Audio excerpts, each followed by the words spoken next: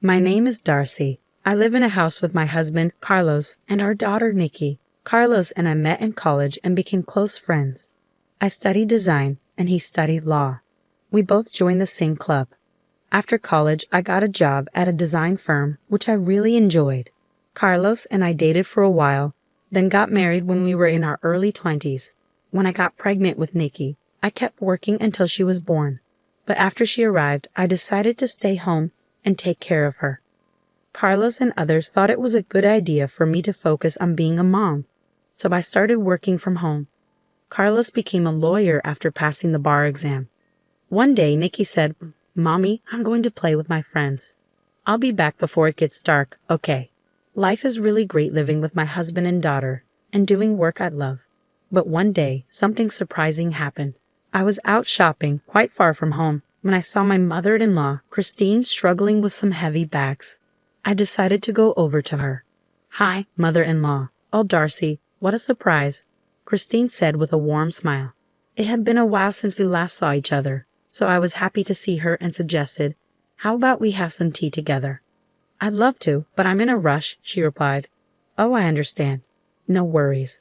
Let's plan to catch up over tea next time. But let me help you with these bags at least. They look really heavy," I offered. After a bit of convincing, I managed to load her bags into the back seat of my car. They were quite heavy, and carrying 2 of them would have been a challenge. "Thank you and sorry," Christine said with a smile. It made me feel better that being a bit assertive was okay. Plus, there was something I wanted to talk to her about. As we drove to her home, we chatted about various things. Since it takes about 3 hours and 30 minutes to get to our in-laws' place, we can't visit often. But we always make sure to visit for New Year celebrations, so I know the way well. "Wasn't it hard for you to carry all of this by yourself?"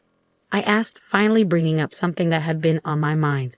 During the drive, I noticed that one of the bags my mother-in-law was carrying had groceries, while the other had daily essentials and cosmetic items that seemed more suited for a younger person rather than her usual style.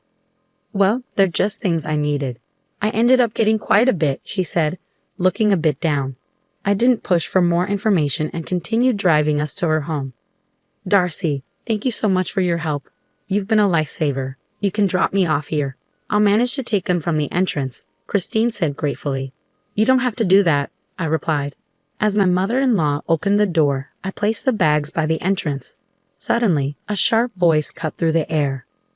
"About time you got back, mother-in-law," said my sister-in-law, Katie. She seemed taken aback to see me, and her words faltered. I was equally surprised to see Katie, and I found myself unable to move. My mother-in-law looked flustered as she tried to gauge the situation. "Hey, Katie, it's been a while. How have you been?" I said, attempting to ease the tension. Yeah, it's been a bit," Katie replied. I returned her smile and observed her closely. She seemed a bit disheveled, like she had just woken up. Holding her phone, she appeared a bit distracted. Her interrupted sentence left me feeling a bit suspicious. "I'm sorry for dropping in unexpectedly. I saw mother-in-law struggling with the bags while I was shopping nearby. So I decided to help out," I explained. "I see. I just got back from work this morning. I'm a bit of a mess. Sorry about that. Thanks for helping, mother-in-law. I'll take it from here," Katie said hastily, grabbing the bags and heading inside. In a gentle tone, I asked my mother-in-law, "Is everything okay living with Katie and the family?" She simply smiled and nodded. "Thank you for asking, Darcy. I'm doing fine. I'm sorry I can't offer you tea." "Don't worry about it. It was nice catching up. I'll come visit again," I reassured her, deciding not to push further. But I couldn't shake off the feeling about what I had just seen. Originally, my mother-in-law was supposed to live with us. But after my father-in-law passed away over a decade ago, my brother-in-law, Brett, had said, "We'll stay in the family home and take care of Mom." Even Carlos, my husband, had been concerned at first. I felt uneasy about the situation, so I decided to bring it up, but it didn't go well.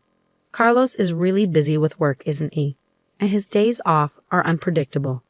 I work nearby, and Katie's parents are close too, but still, my mother-in-law reassured me. "Don't worry. I caused a lot of trouble when I was younger, and I haven't done much for Mom. I want to repay her." Okay, considering what was said, Carlos couldn't really argue. So with my mother-in-law's agreement, My brother-in-law and his wife ended up moving into her house.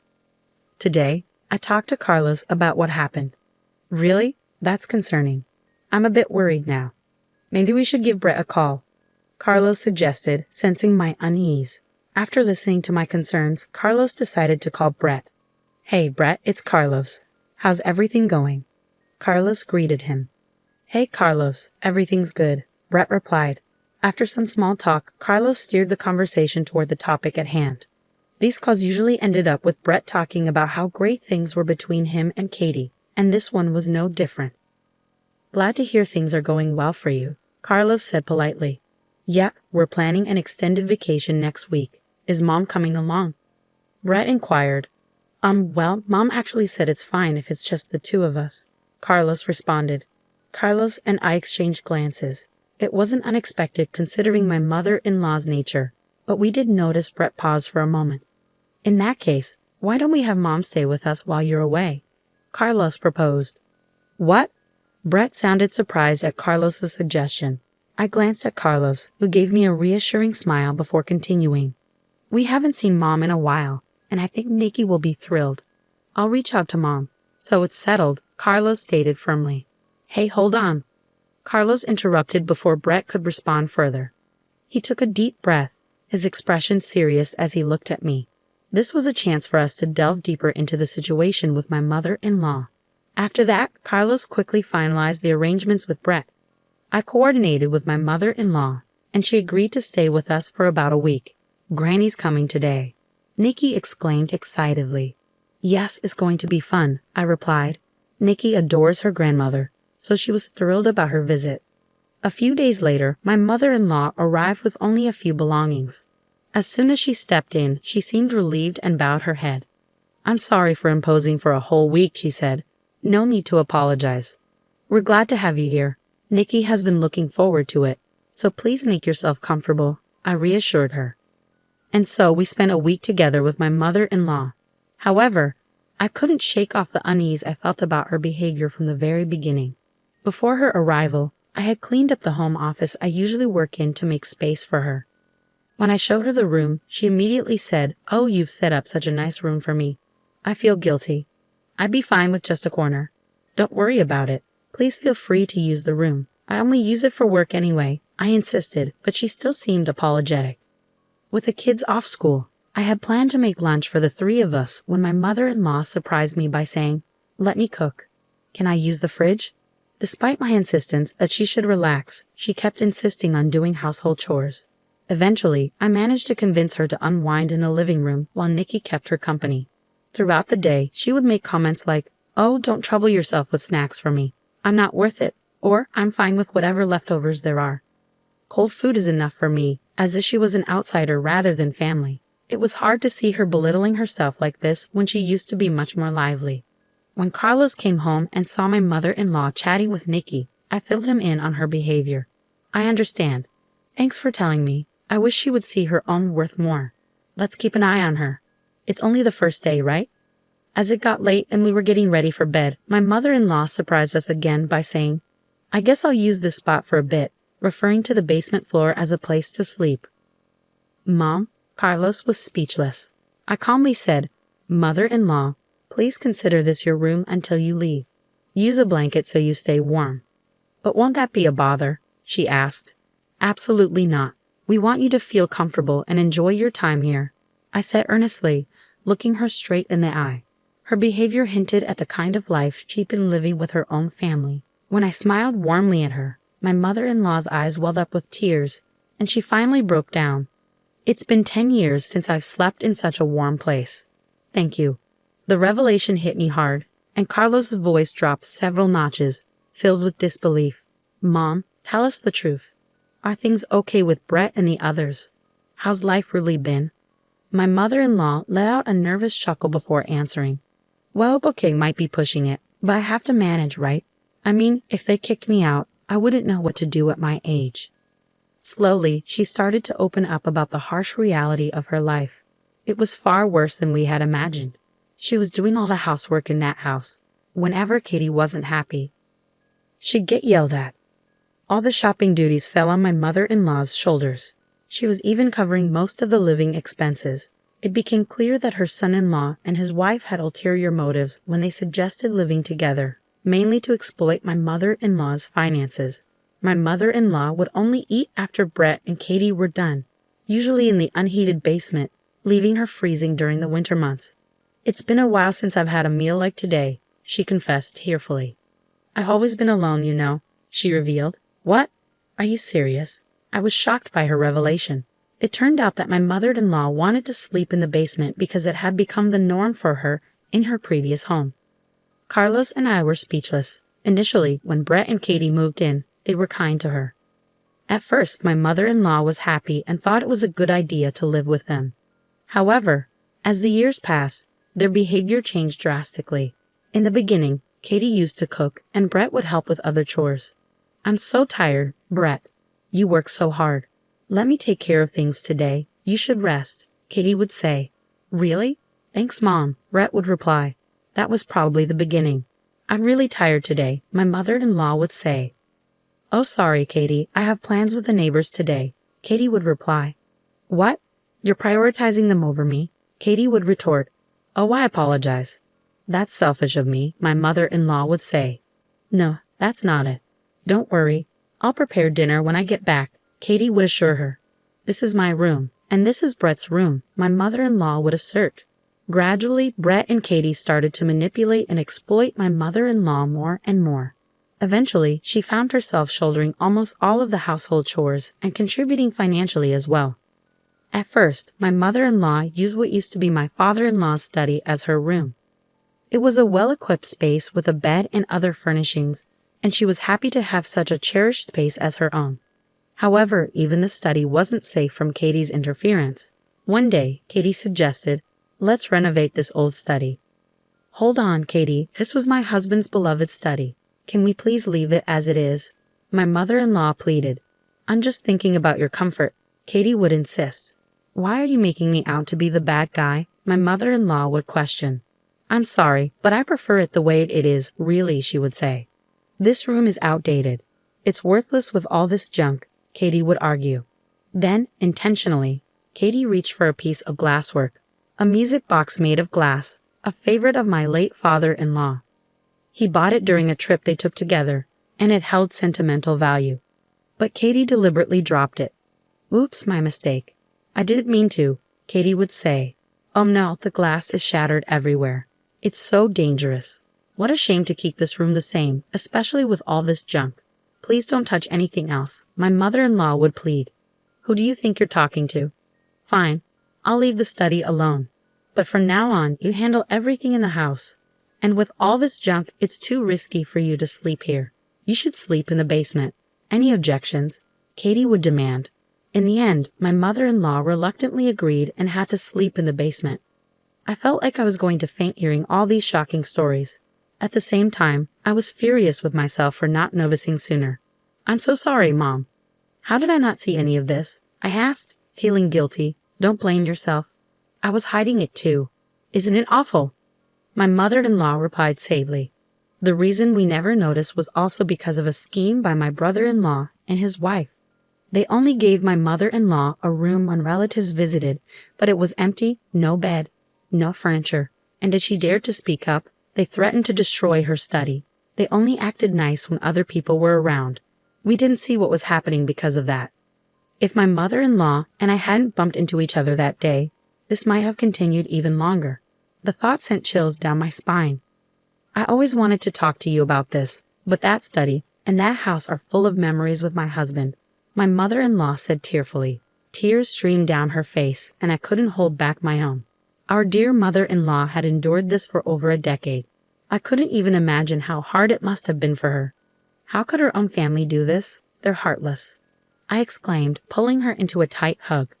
"Darcy, I need to step out for a moment," my mother-in-law said, her voice trembling with emotion. After we cried together, Carlos gently rubbed my back and spoke softly. "Don't worry, Darcy and Mom. I'll take care of this. Please look after Mom, Darcy." I nodded silently. "Got it. Leave Mom to me, Carlos." I hugged our worried mother-in-law again, soothing her with gentle strokes on her back. Then I turned to Carlos and said firmly, Go teach those awful people a lesson. Absolutely, Carlos chuckled and nodded, then left the house. Later he called to say he wouldn't be back until tomorrow evening. I shared the news with my mother-in-law, and we all drank warm milk, trying to lift the mood with some good stories. Nikki, who had heard the commotion, looked concerned and joined us. I wanted to replace at least some of the bad memories. Usually, I'd remind Nikki not to stay up late, but since tomorrow was a day off, the three of us enjoyed chatting until we were content. All right, that's enough for today, mother-in-law. How about joining us for some shopping tomorrow?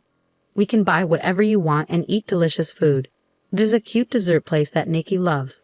Let's have a relaxing day, just the three of us, I suggested. At my words, my mother-in-law's eyes filled with tears again. She nodded slowly, repeating thank you over and over. That night, we set up an air mattress in the living room and slept closely together, with my mother-in-law in the middle.